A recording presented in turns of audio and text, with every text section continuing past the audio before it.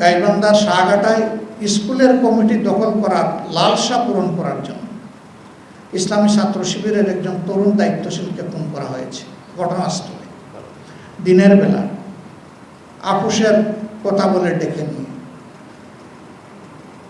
এই সাইফুল্লাহ বাড়ি দুনিয়া থেকে চলে গেছে, তার মায়ের বুক খালি হয়ে গেছে। গাইবান্ধার মানুষ এটা মেনে নেয়নি, তারা প্রতিবাদ করেছে, রিয়াক্ট করেছে। তার সঙ্গী সালাউদ্দিনকে এমনভাবে কোপানো হয়েছে যে তার মেরুদণ্ডের হাড় ভেদ করে স্পাইনাল কর্ড, যেটা দিয়ে সমস্ত নার্ভ সঞ্চালিত হয়, আগাগোড়া কেটে দেওয়া হয়েছে।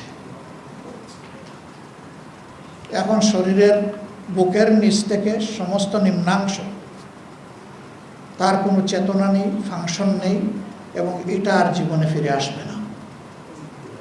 মেডিকেল সায়েন্স তাই বলছে। এখন তার বেঁচে থাকাই তার জন্য একটা দুঃসহ যন্ত্রণার বিষয়।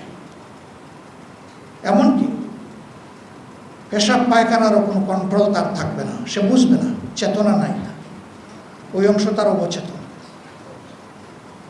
মানুষ অল্প স্বার্থের জন্য কতটা বেপরোয়া এবং সন্ত্রাসী হয়ে উঠতে পারে, এটি তার সর্বশেষ উদাহরণ। আমাদের একটা দেশ আছে, একটা সরকার আছে, তার একটা স্বরাষ্ট্র মন্ত্রণালয় আছে, তার অধীনে আইন প্রয়োগকারী সংস্থার সদস্যরা আছেন, তারপরে অহরহ এগুলো ঘটে চলেছে সর্বত্র দেশে। কয়টার কথা আমরা বলব? আমাদের দুর্ভাগ্য যে আমাদের একজন স্বরাষ্ট্রমন্ত্রীও আছে, তিনি সকল মন্ত্রণালয়ের দায়িত্ব সংসদের ভিতরে পালন করেন যখনই সুযোগ পান, কিন্তু তার আপন মন্ত্রণালয় এইটার দিকে নজর দেওয়ার কোনো সুযোগ নেই।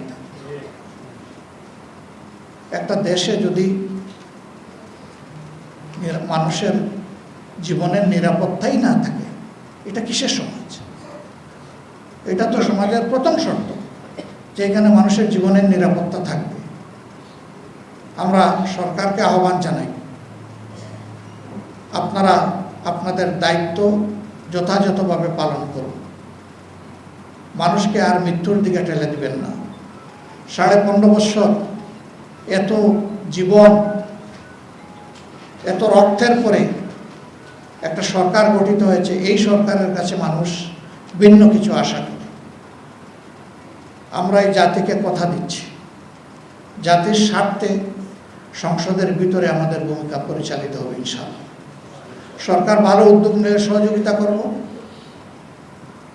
গণবিরোধী যাই সরকার গ্রহণ করবে তার প্রতিবাদ করব, এবং আমাদের সামর্থ্য থাকলে আমরা প্রতিরোধ করবো ইনশাআল্লাহ।